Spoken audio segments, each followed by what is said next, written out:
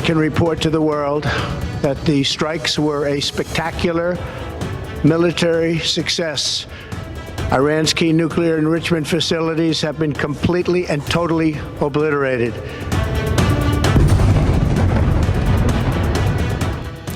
The warmongering and lawless administration in Washington is solely and fully responsible for the dangerous consequences and far-reaching implications of its act of aggression.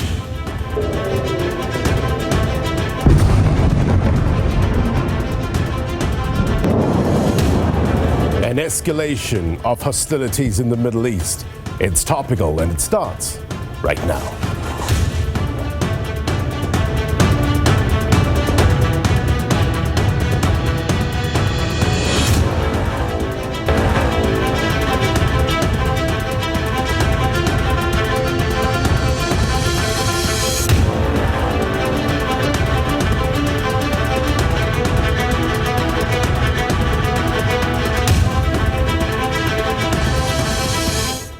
A very good evening to you, South Africa, and those watching around the world. My name is Blaine Herman, and this is It's Topical, our digital audience with us tonight. They will weigh in terms of some of the burning questions they have for our guests, who are among them virtually in a short while. You heard the US President Donald Trump calling strikes on Iran as a spectacular military success. The US dropping bombs on 3 Iranian nuclear facilities. American B-2 bombers were reportedly used in the strike. CNN reporting that sources said the US also utilized a 30,000-pound bunker buster bomb. It is the first known instance of the bomb being used operationally, right? The US now squarely thrust into the escalating Middle East conflict. Iran's foreign minister saying that the administration in Washington is solely and fully responsible for the dangerous consequences and far-reaching implications of its act of aggression, unquote. The big question now is, what will Iran's response be? Given the state of play, how much room is left for diplomacy? Is there a negotiated off-ramp ahead to end hostilities? At this stage, my brothers and sisters, there's more questions than answers, but we will get fresh perspective and context in a short while. The Israel-Iran war, over the last couple of days, you've seen it, showers of missiles. But what's even louder than these thundering exchanges are the claims by both sides. It's growing louder day by day. Iranians say they have no plans to produce a nuclear weapon. The Israelis are basically saying they just can't take their word on that. Hostilities in the Middle East. What does it mean for the rest of the world? But where does it leave countries like South Africa? President Cyril Ramaphosa and the South African government have noted with a great deal of anxiety, that's what the statement says, the entry by the United States of America into the Israel-Iran war. What ramifications, again, will this have on the immediate sense for South Africa in terms of the price of oil, in terms of the price of petrol?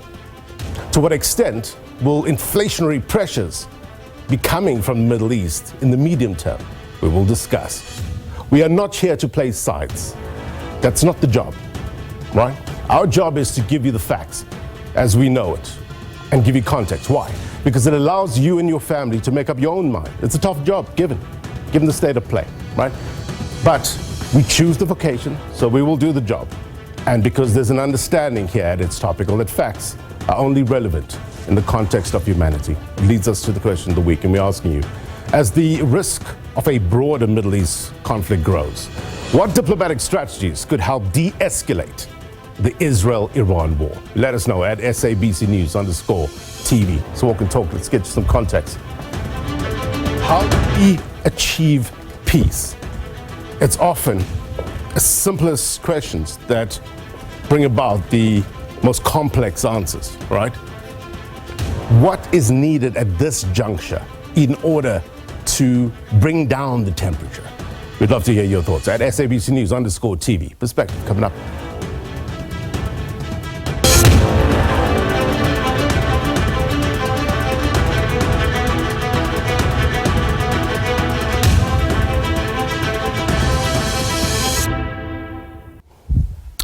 Iran's foreign minister saying today his country condemns in the strongest terms what they refer to as the United States' brutal military aggression against Iran's peaceful nuclear facilities, adding that Iran reserves all options to defend its security interests. What would be considered a proportional response to the U.S. action? Let me bring in a better mind. SABC News correspondent Sherwin Briceby is live for us in New York. Sherwin, good to see you. Regarding the U.S. strikes in Iran, is it still too early for an accurate damage assessment? What are we learning at this hour? I mean, the short answer, Blaine, is yes. Let me tell you what we do know at this point. The International Atomic Energy Agency, right? You strike a nuclear site, a site that contains uranium enrichment, maybe deep underground, as Fordo was. The concern then becomes, after a strike, about radiation levels to both the population that surrounds those areas and, of course, the environment. This is what the IAEA says. It can confirm that no increase in off-site radiation levels has been reported at this time. The IAEA will provide further assessments on the situation in Iran as more information becomes available. So yeah, the IAEA is saying we're not seeing any indications of radiation levels peaking outside of these sites, but we basically don't know the full extent of the ramifications here. Then there was a question put to the chairperson of the Joint Chiefs of Staff, right? Let's set aside what the politicians are saying, that the nuclear facilities have been completely obliterated. It's what President Trump has talked about. It's what Pete Hegseth, the Defense Secretary, has talked about. The chairman of the Joint Chiefs of Staff, General Dan Kane, said this: all three sites sustained extremely severe damage and destruction. So what do we know? We don't know to the extent to which any enriched uranium might have been destroyed. I can tell you, I've just seen a headline from the Agence France Presse, quoting an Iranian, a political advisor to the supreme leader of Iran, Ali Khamenei, and this individual is saying that enriched uranium remains despite the strikes. Yeah. We also understand from our sources that there were satellite images, Blaine, of trucks at the Fordo site about 2 days ago. So the suspicion here is that the Iranians were given a heads up by the United States and were therefore able to move some of that enriched uranium away from these targeted sites. So the question remains, do they still have capacity towards the development, if they were to choose so, of an atomic bomb? That is the question that remains unanswered, given the disparate views we're getting from different parts of the world on this. Yeah. Iran's foreign minister holding a press briefing earlier today, a couple of headlines there. They're calling for the UN Security Council to convene an emergency session to condemn what they say is the aggression by the United States. Sean, walk us through the process for this to happen. What are the variables here? Well, for an emergency session, let me remind you that this will be the third emergency session since these strikes between Israel and Iran commenced just over a week ago. And essentially what happens is the UN Security Council has a program of work for the month, but as situations arise, there is a nimbleness, a dexterity, if you will, for the council then to adjust and respond to situations as they arise. Essentially, Iran wrote a letter here to the UN Security Council president, which is under the purview of Guyana right now. Let me read you just a short statement from the Iranian ambassador. In light of the grave and far-reaching consequences of the US's savage and criminal actions for international peace and security, the Iranians urgently request the UN Security Council to convene in an emergency session to address this blatant and unlawful act of aggression and condemn it. And he continues, but of course, for any action from the Security Council, be that a statement of condemnation, be that a presidential statement, or a resolution, will require consensus. And of course, if you have some of the belligerents who are party to the Council, be that the United States in this case, the US holds veto power. So it is absolutely clear that there will be no product that emerges from this meeting. Safe to say that council members will be able to put their national positions on the table, but there will be no consensus as to how to move forward here. Right. A couple of key regional players here, Sherwin. And I wonder, any reaction from the region regarding the latest escalation?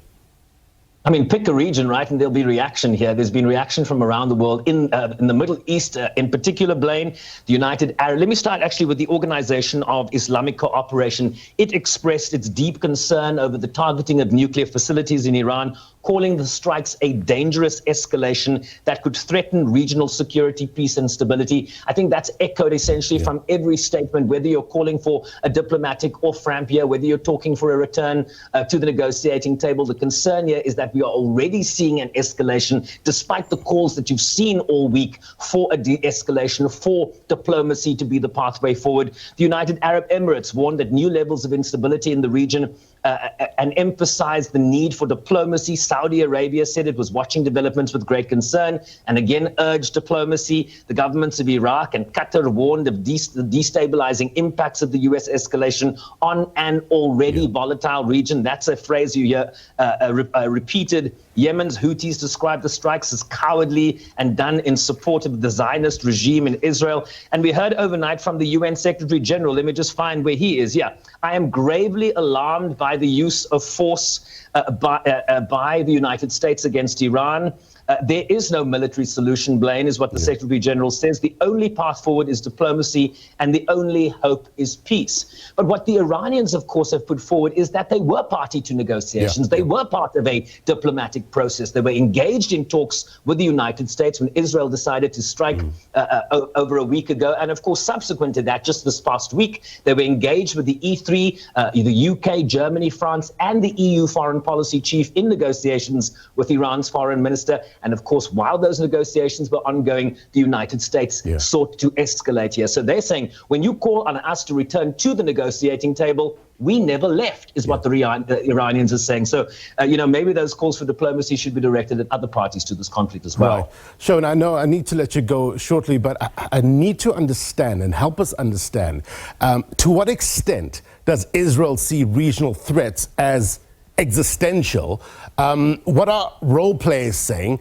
Can they sustain war on multiple fronts?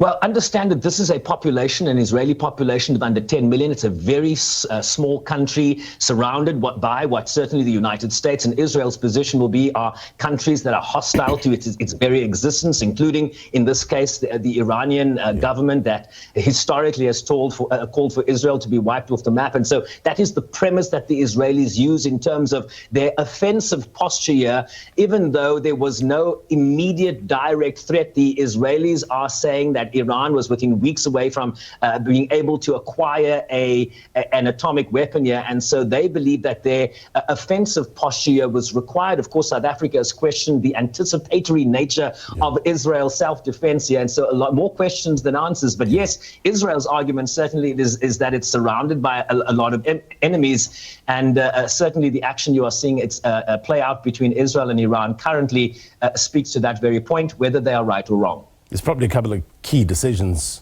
facing Iran at this moment. Does it stay in the treaty on the non-proliferation of nuclear weapons? You mentioned that at the top. The goal, of course, of that treaty is being about preventing the spread of nuclear weapons and also promoting this cooperation in terms of peaceful uses of nuclear energy. I guess it also puts Iran in that inspection regime, right, of the International Atomic Energy Agency. We will see. Three biggest words in geopolitics show. And as I said, and as you mentioned, more questions than answers at this stage. The better mind of SABC News correspondent Shaun Brightspeech, live for us in New York. Thank you, sir. All right, I want to get a read from you now in terms of the Word on the Street feature. We took the various streets seeking diverse insights and perspectives on this topic, and this is what you had to say. Take a look.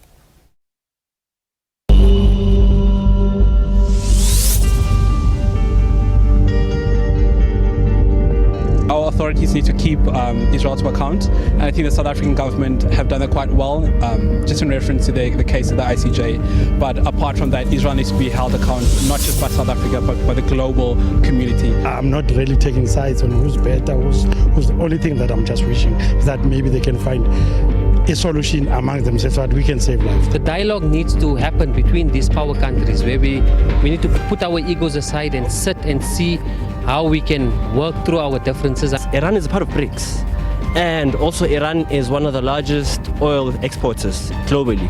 So if Israel targets all the military bases, if they target the oil facilities as well, that's gonna increase the prices of oil and petrol to us, to all the, specifically the countries in BRICS. But I do think it would be nice if they opted up for peace, but we know that's not going to happen anytime soon. The leaders of the world, they must come together in order to maintain peace between these two countries, between Iran and Israel, because I think this thing is really affecting us.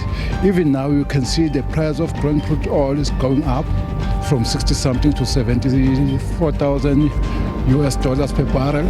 So I think in the future we will reach 80. In the near future, I think Donald Trump and the others, they must just sit down and keep this thing to an end, to let this thing to come to an end. There should be peace amongst them. That is what we should be gunning for, rather than to blame one another. If there is no dialogue or if there is no settlement or an agreement, it will trigger the whole world, and then this can lead to an escalation, and then it can lead to a third world war. Fighting is also not a solution. It makes matters worse. People must love God. God must come first, and they must think about others, and then there'll be peace. It says, bow your heads and pray, and I will heal the land.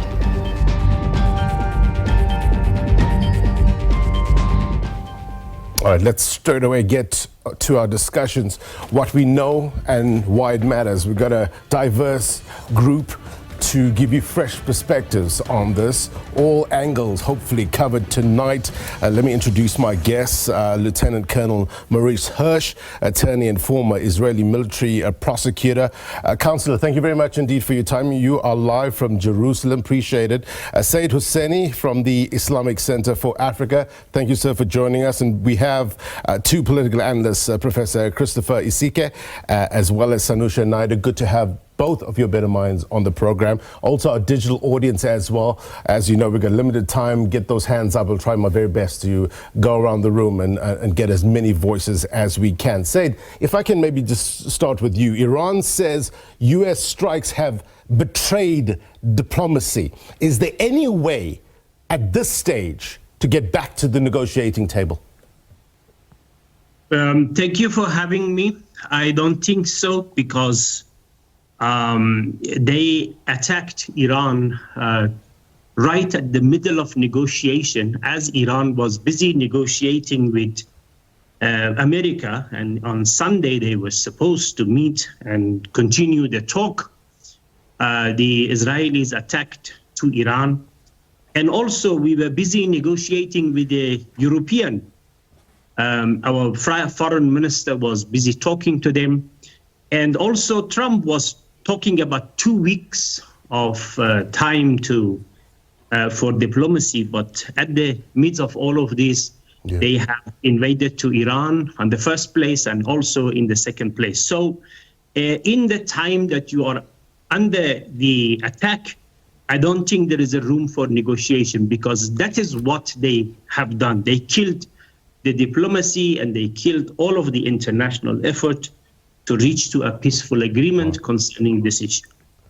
Lieutenant Colonel Hirsch, the U.S. involvement now and the latest action by them is now seen as a meaningful escalation of the Middle East conflict.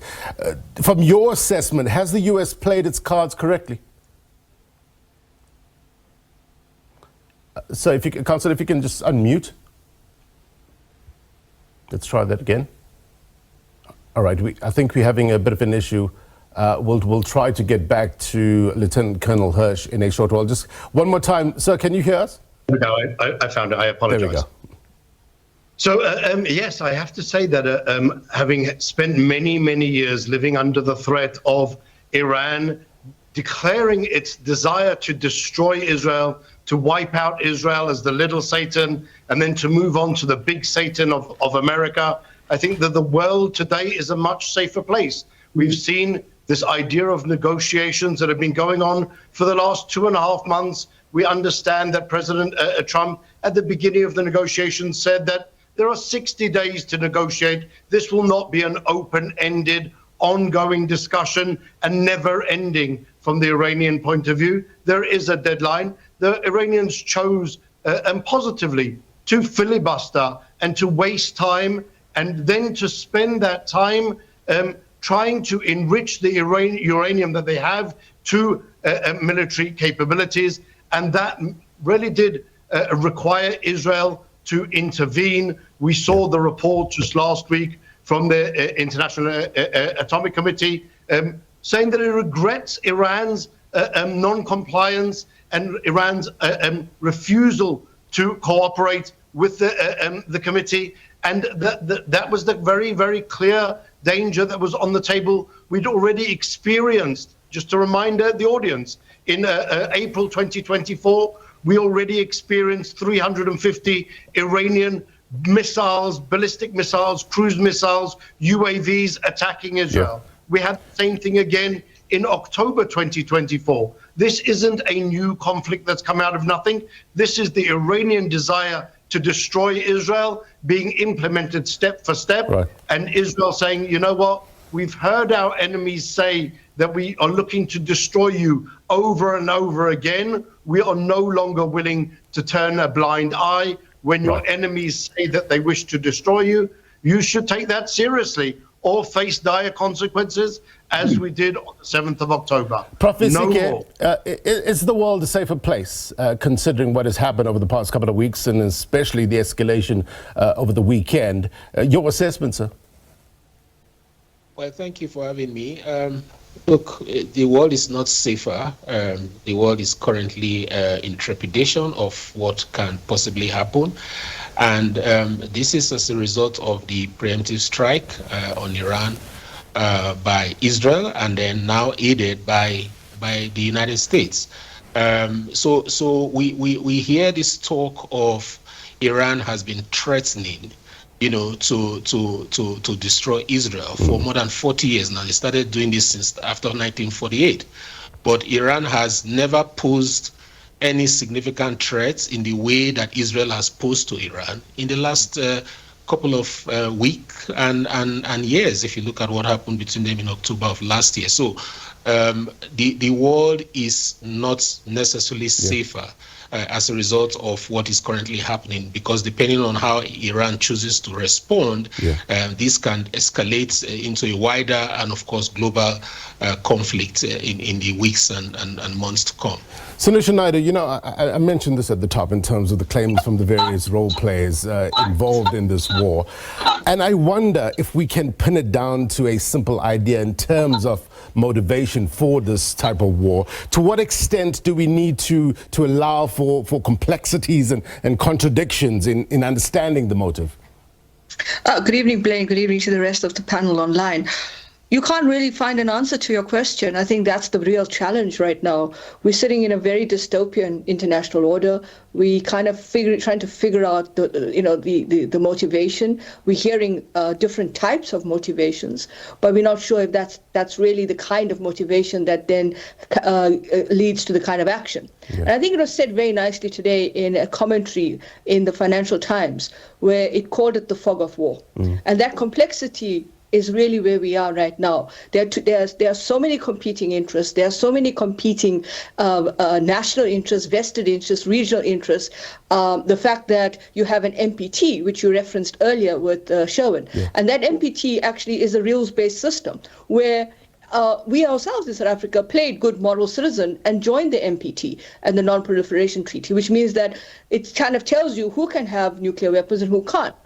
And what's really interesting is the dynamic around the preemptive strike. That was kind of the motivation that was put forward in terms of the attack the attack last week. But what is interesting is that in terms of that, Iran is a member of the NPT, so it plays by the rules. But those rules are not their rules. Those rules are being shifted constantly in terms of how the goalposts are being shifted. And this does not mean we're trying to justify one over the other. We're trying to basically take it back to the very basic architecture of what is this rules-based system and why can't it be applied in an equitable, equivalent way. Right. I see a number of hands up from our digital audience, so I want to get to them now. Let's take Luke, then Michelle. Luke, to you first, sir.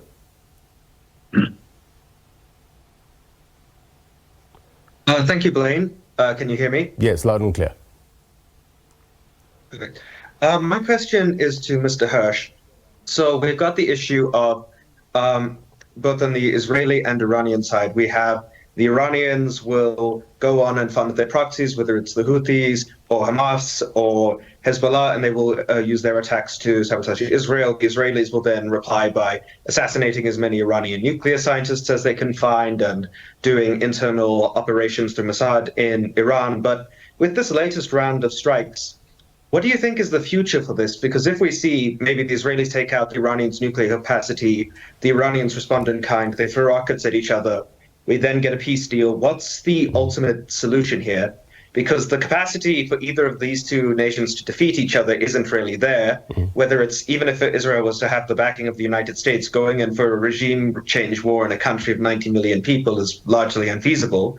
The Iranians, they can't walk through Saudi Arabia to go in and conquer Israel, and their nuclear facilities are currently being bombed to the ground, so them developing that nuclear weapon is very unlikely. Where do we go forward from here without repeating the same song and dance in another 10 years when the Iranians get close? We repeat the same issue, the Israelis strike them, and then the Iranians strike back, and we do this whole same thing in another 20 years. What's the path forward? Lieutenant Colonel? You're absolutely right, Luca. The question is very fundamental. It looks at what is the position of Israel and Iran in the region. For many, many years, Israel and Iran enjoyed good, if not very good, relations until the Islamic Revolution in 1979, when you had the rise of jihadi fundamentalists who are seeking to impose Islam on the whole world and see Israel as its goal for destruction. Really, if there was no regime calling for Israel's destruction, there would be no reason for a fight. If they weren't pushing for nuclear weapons to empower their proxies around the world, and it's not only the Houthis, it's not only Hezbollah, it's not only Hamas, it's not only all of their militias running around and undermining also Iraq. It's also abroad. It's the attacks that they've carried out in Lebanon. It's the attacks that they've carried out in South America. Unfortunately, the Iranian regime, not the Iranian people, I must add and emphasize, the Iranian regime is a destabilizing factor for the entire world. And unfortunately, as long as that regime has the capability to continue pursuing its goal of destroying Israel and destroying America and destroying the West, then we will all, unfortunately, have to forever fight that threat. And it would be best if we could deal with that once and for all now, sooner rather than later. Mr. Hoseini, you want to respond? Well, I am surprised you introduced your guest, Hirsch, as a lawyer, but it seems that he doesn't know the alphabets of the international laws. The attack of American and Israel, both of them, were unlawful from every point that you think of. It was a violation of UN Charter, Article number 2 and 4, to attack to somebody's country's territorial integrity or national sovereignty. It is very clear. The whole world knows about this very simple issue. I don't know somebody who claimed that he is a lawyer. He doesn't know that this law exists according to the UN Charter. The notion of preemptive strike doesn't apply here because there is no imminent threat which is substantiated by the Western intelligence agencies, including the Security Council of the United States of America. Even if there is a substantial threat or imminent threat, it has to be with the permission of United Nations, which in this case, there was no such a permission. It is also against IAEA rules, which prevent any country to attack any nuclear, what you call agency or installation. It is also a serious threat to the regional and also international peace and security. It is also against U.S. Constitution that the president does not have any right to go and also attack to another country without obtaining permission from the Congress. Trump was hoping to get Peace Prize, Nobel Peace Prize, with the job that he has carried out against Iran. I think he must now dream about this Nobel Peace Prize but also there is also talking about impeachment of him on the Congress that probably this is going to lead to a chaos in even America. Mr. Hirsch, I'll come to you in a short while, but I want to bring in Prof. Isike here. And I've come across a social media post by the son of Iran's last Shah, Reza Pahlavi. And also, you know, he's been calling for change in Iran, an outspoken critic of Iran. And he posted on X a few days ago. Control, let's put it up for the audience so they get a sense of what I'm talking about here. Look at the last line if you can. And it says, our discussions about the post-Islamic Republic of Iran have begun. What is the outside world meant to think when reading this statement? Well, like Israel, Iran has problems. The regime, I would say, has a lot of problems. It's not a very popular regime. The people are actually not happy with the way that the government has handled matters. And I'm sure that was one of the calculations of Netanyahu when he first attacked them on the 13th of June. So, but the challenge, however, is whether they would, stop rallying around the states, the rallying around the flag, that, as we've heard, and go against the regime in the midst of a war. This is very unlikely. Of course, after the end of all of this, there could be serious talks within the country, depending on how it goes for the regime, about a post-Islamic Iran. Sanusha, the Israeli Defense Minister, Israel Katz, has said that he and the Prime Minister, and I quote here, have instructed the IDF to intensify strikes against strategic targets in Iran and against government sites in Tehran in order to, they say, to remove the threats facing the state of Israel and destabilize the Ayatollah's regime. Destabilize the Ayatollah's regime is what it says. Is this a clear indication that we're talking about regime change here? I think, Blaine, language is very important, and how language is conveyed on whether you're on a social media platform or whether you use it in interviews is really what the intention of the policy or the kind of intervention is. And in this case, I think the strategy that underpins the language, which is again what we have to unpack. But I think what's also critical for us to understand is that when we look at social media and we're looking at these posts as well, we've got to also realize that it creates a ventilation. It's intended to create a serious level of ventilation around how this is then internalized, how it's actually viewed, and the impression it creates. And so that also is the frenzy of this entire kind of this attack. It's a frenzy, and it's being pulled out from all different levels. It's not just about the attack. It's about the frenzy it creates. And I think your post, or the post by the son of the former Shah of Iran, and the last line is also kind of an interesting dynamic, because you as trying to unpack this with looking from the outside in, or trying to understand social media and other platform posts. Even the interview we're having right now is the language that's being used. Is the question of where is this language where it's coming from, but what's its intention? And more importantly, what was the basis upon which the son of the former Shah made that point at the last line around a post-Islamic state? Let's get more questions from our digital audience. And Paul, let me take you then, Michelle. Paul? Hey, Blaine, can you hear me? Loud and clear. Go ahead. Perfect.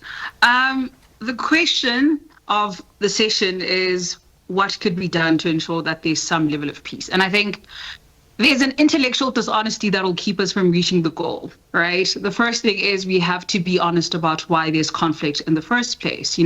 Yes, there is the narrative about the regime change, but we also know that if Iran has nuclear weapons, it poses a significant threat to Israel, but not because they have threatened to annihilate Israel, but because it attaining weapons means mutually assured destruction should Israel decide to attack it, right? So that's the first one. The Trump regime has always had this as their end goal. After the US and other countries with Obama's administration entered into the nuclear deal with Iran, Trump campaigned later on with the promise that he would remove the US from that deal. All right. So that has always been the mission to destabilize, but not necessarily because they want a regime change, because such actions or a regime change in this case is not going to come from these external influences, especially not when the US, for example, has not only supplied Israel with weapons, but has also given them the go-ahead to attack Iran, promising peace talks. So we have to, if we want to talk about peace, or at least getting to a point where there's a bit of stability, we have to remove the US out of the equation. The problem is they're part of the UN Security Council, and more than that, they have veto powers. So even the UN Security Council cannot do much to hold them accountable. So if we have to be able to remove the US out of the equation, because they are using Israel as a proxy. And I wonder how plausible that is at this stage of the game. But I'll put that question to Mr. Hirsch. Michelle, let me take your question before we need to go to a break, and then I'll get a response from our panel. Thank you so much, Blaine. I'll be very quick. I think inevitably a prolonged war will continue to strain the economies of Israel and Iran that are already facing a mounting pressure. I think the first side of the coin is that accountability has to be mutual. I think that the US and Israel needs to recognize the impact of preemptive strikes and the lack of sustained diplomatic engagement. I think on the other side, international organizations really need to take a leading role. So the IAEA really needs to ensure compliance. The UN Security Council needs to provide a forum for coordination, and the EU needs to intensify its mediating role. So I think that the tools for a diplomatic off-ramp still remain and exist. My question is whether the political will actually exists amongst the involved parties to actually use them with the sole intention of ending the conflict as promptly and as peacefully as possible. Right. Thank you. Michelle, thank you very much indeed. I'm going to get a response in a short while. Political will, right? What's the end game? Are we on the road to possibly a negotiated solution here? At this stage, given the fact that the United States have now amped up the temperature, so to speak, how can we find that diplomatic solution? Next.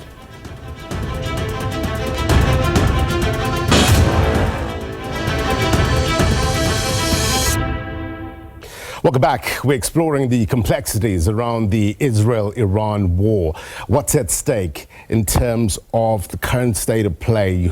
You heard, or you saw rather, the United States getting involved in terms of bombing 3 Iranian nuclear facilities. Let's get a sense of what South Africa is saying. The president released a statement earlier. There you have it on your screen.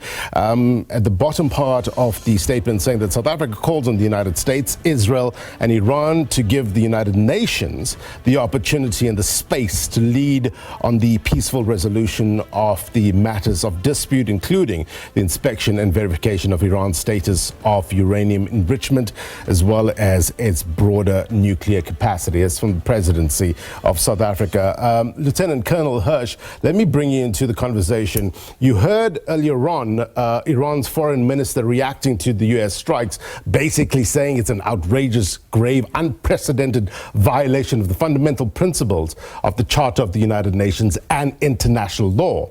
From your assessment, is it a violation of the UN Charter, especially the use of force under Article 2 in paragraph 4? It's absolutely not a violation of any international law. Everybody knows that the UN Charter is an expression of the shared values of the UN countries, to the extent that you can say that there are shared values. When you have a rogue country like Iran amassing military capabilities, ballistic capabilities, nuclear capabilities, threatening to destroy both America, Israel, other countries, posing a threat via its proxies to the whole international order, then to discuss anything in terms of and the world is then prevented from acting against this rogue nation is something which is untenable in international law. It is something which international law truly does reject in its entirety. If you look at Article 51 of the UN Charter, which allows every country its right to self-defense, we do not have to wait. Israel does not have to wait for Iran to achieve its nuclear capabilities to destroy us. We've already been attacked, unprovoked attacks in April and October last year from the Iranians, shooting ballistic and missiles, cruise missiles and UAVs. That is something which Israel has the right to respond to when it chooses and when it sees fit. There is an ongoing, unfortunately, military conflict with Iran that seeks our destruction, and we will not die. We will refuse to walk into the gas chambers again. Mr. Hoseini? Well, as I said, I think either the law that he is reading in Israel is a different law or a different human rights chapter and UN declaration and charter, or he has not read it properly. It is, Mr. Hirsch, against all laws. If you have studied law, please go and reread it again. No any country has got the permission and has got the authority to attack to any country. Even the notion of preemptive strike has got laws and has got conditions. It has to be with the permission of United Nations. The problem is that all organizations, international organizations that we have there, have been crippled in the last 2 years to deal with the lawlessness of this illegitimate state in the Middle East called Israel. All of the resolutions that we had in United Nations has been vetoed by the American. A majority of the countries has voted for the creation of the government of Palestine, a state of Palestine, but only America has vetoed. And the reality, the one thing that he also said, which was right, yes, the authority of self-defense, and in this case, Iran has got that right, not you, because you attacked Iran and you striked Iran, and now Iran has got the right of the self-defense. The reality is that if Israel has been winning the war against Iran, definitely Americans were not going to enter. The reality in the ground is that they were losing in the ground when they're fighting with Iran, so Trump have come to save Israel. That is the reality in the ground. Two countries, which both of them has got atomic bomb at the moment, and one of them has already used it against Hiroshima and Nagasaki, have attacked a country who is a member of NPT, who is in negotiation with the IAEA, and there is no any evidence that they have produced, and that is something which is very serious. The reality is that you have done all of this to cover your atrocities and your genocide in Gaza. The reality is that if the American has attacked to Iran, yes, there is some problems there, but the consequences of that is going to create big damages for the Israelis and American reputation, and probably this is going to lead to the end of their presence in the whole Middle East. There is already talk about the closure of the Strait of Hormuz today. And if that happened, as my sister said, probably you're going to pay for gas in South about 80 rand. Well, that's a very important point. The Strait of Hormuz, a choke point between Iran and Oman, through which about 20% of global oil and gas demands flow. So there's fears if the oil and gas flows out of the Middle East, particularly that Strait of Hormuz, is disrupted. What is likely to be the consequences, Professor Isike, for countries like South Africa? If you can unmute, Professor Isike. Yeah, sorry, I didn't know. Yeah, look, that is going to be a serious problem for the rest of the world because it would affect, the flow of energy and other services through that particular strait. So, these are some of the global implications of a crisis like this, and it's something that responsible leadership, whether it's be on the part of the United States or even the United Nations Security Council that has become a toothless bulldog in reality, those are things that should be considered before decisions such as this one are made. Sanusha Naidu, I mean, if there's a finding of a violation of the UN Charter, who do you expect to raise their hands, or what sort of consequences could countries like the United States and Israel face in terms of United Nations Security Council, in terms of the United Nations as a whole? What's your take? Blaine, it's been very difficult to actually gauge or disaggregate the kind of impact that countries have faced in terms of punitive action in the context of the UN system. We've seen pockets of it. I think you have to go back and look at particular agencies, particular assemblies in the UN that have the kind of engagement around this upholding of international law, violations of international law. And I think the case in point right now is the ICJ case that South Africa has in terms of the genocide dynamic with regard to Israel and Gaza and the use of genocide in terms of Ramada and so forth.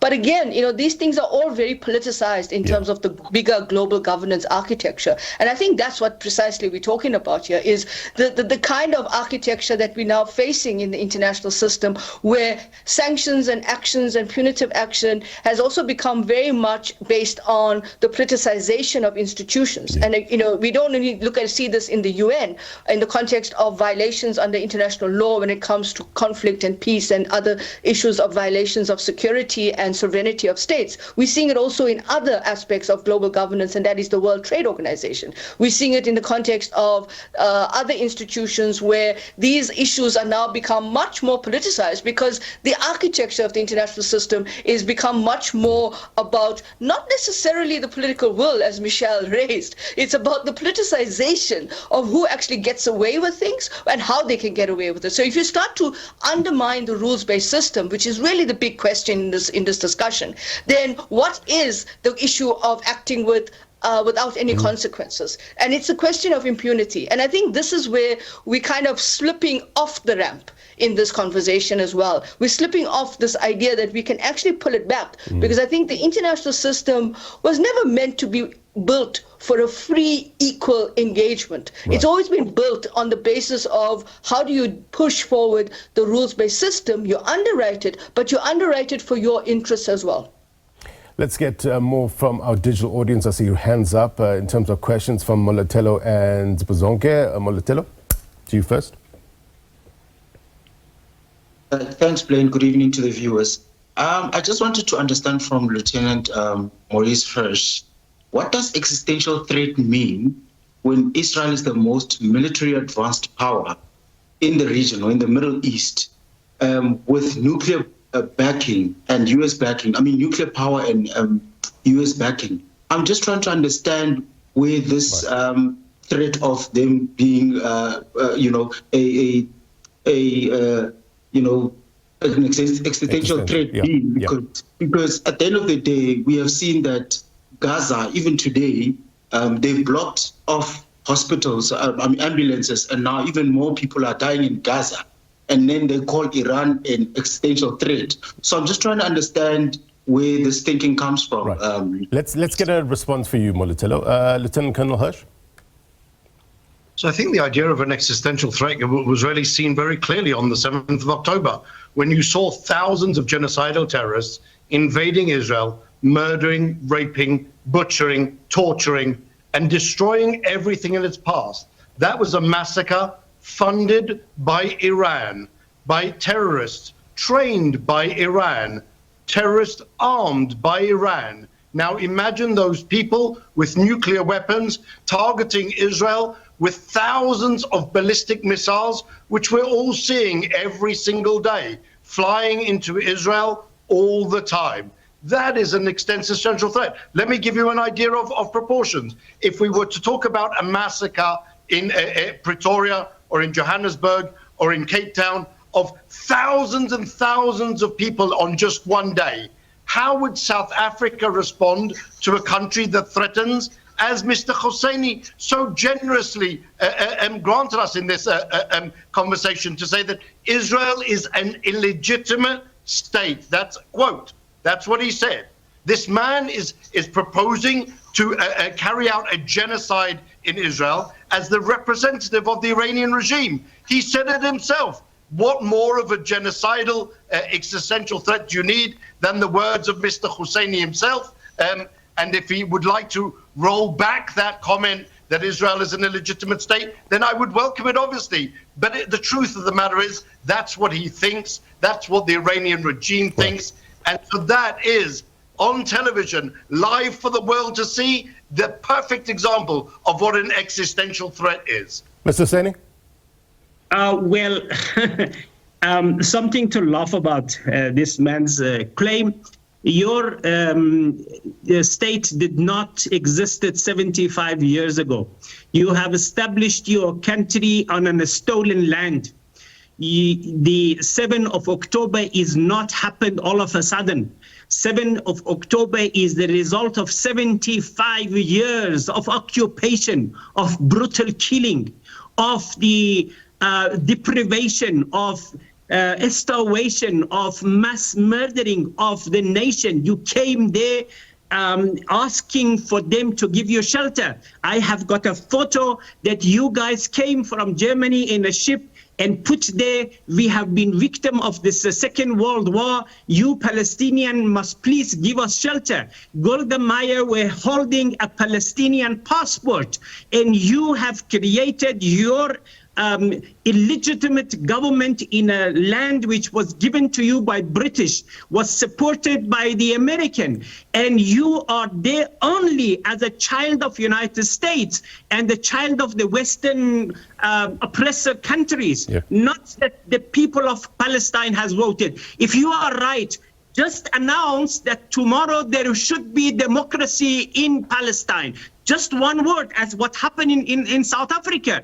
The solution in Palestine and Israel conflict is one word: democracy. Let every indigenous Palestinian and even Jewish people in Palestine should vote and choose the next government. And believe me, if that happened under the supervision of United Nations, the same way the apartheid regime in South Africa died and demised, your illegitimate country also will be demised and will be dead overnight. The problem is that you guys feel that you are superior than the whole nations of the world. You believe that everyone around the globe has been created for you, and you have got the right of existence. The children in Palestine, they are not children. If you demolish hospitals, 220 hospitals in Gaza, they are not human beings, they are not children, they don't have right of defense. But if one hospital in Tel Aviv has been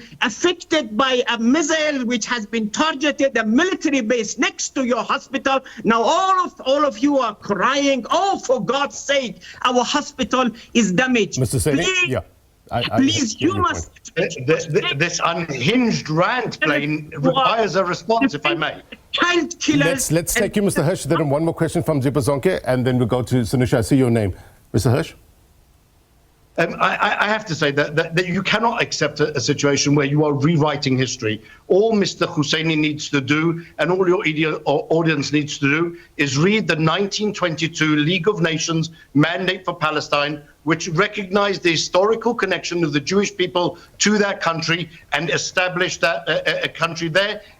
From the river to the sea, Israel will be Jewish. That was the League of Nations, 1922. That was the decision on the breakup of the Ottoman Empire. It was the time when Lebanon was created, when Syria was created, when Jordan was created. These countries didn't exist. They were created out of the ashes of the Ottoman Empire. And to try and rewrite history now and to present it as something which has only come about as the Holocaust is just fundamental stupidity. But we'll allow Mr. Hoseini, and then to argue that Iran has been that Israel has attacked 220 hospitals in the Gaza Strip. There were only 36 hospitals to start with. Lieutenant Colonel Hirsch, I want to hear from Sanusha Naidu. Yeah, Blaine, I think what we're really witnessing here is the architecture of why we can't find that kind of answer to your question that you posed for this discussion. It's very, very deep. It runs much more than what we are anticipating. And I think this is a challenge we have, not just in the context of where we are with the conflict that we're discussing today, but what's also very important to bear in mind is that your architecture around the international system is also very volatile. Yeah. It's very kind of disparate. And so using the institutions that we are looking at to guide us in this whole kind of political solution or a kind of discussion around a intervention or who's going to lead it, whatever. One of the key issues that's coming out is the level of distrust, the level of not trusting each other and not being able to sit within that context, because the architecture that is built around this discussion around what needs to be an intervention. Can we find an intervention in the UN Security Council? Are these the kind of institutions that are going to lead the kind of negotiations? Already are in a state of a paralysis. And I think Prof said it very nicely when he says it's trepidation. And the trepidation that we're listening to now is not just about what's happening in the Middle East. And I think we tend to forget that this is a global question for all countries that are in a state of conflict. We need to also bring it back home to Africa, to where the conflict is in Sudan, South Sudan, what's happening in the Sahel, what's happening in other parts of the continent, which we're not talking about because we are overwhelmed and seized by something that is becoming much more endemic around these issues. Sanusha Naidu, thank you very much indeed. We'll have to leave it there. I'm told to wrap up. We're not going to solve this issue in an hour, no doubt. But I think it's a step in the right direction when we get these fresh perspectives, and we really appreciate your time. Lieutenant Colonel Hirsch, Mr. Hoseini, Professor Isike, Sanusha Naidu, our digital audience, sorry to the ones that we didn't get as well, time never on our side, but thank you so much for your contributions. Really appreciate it. All right, before we go, here's my take. Peace in the Middle East, catchy phrase, right? Elusive in reality, for now, anyway. And the situation there makes us think about our own mortality as well as our humanity. As the global community, how do we constructively advance the peace agenda? How do we change the zero-sum game whereby what is gained by one side is lost by the other? These are questions we need to ask ourselves, not only in the context of the Israel-Iran war, but in the context of humanity and the need to ensure that we have a decent life during this limited time on Earth. And that's my take. If you miss anything on this program, then be sure to watch this episode of Topical on YouTube, as well as SABC Plus if you watch a repeat of this program. Then as always, the news continues. Unwrap Africa up next with Tembekile. Until next week, my brothers and sisters, take care. Bye-bye.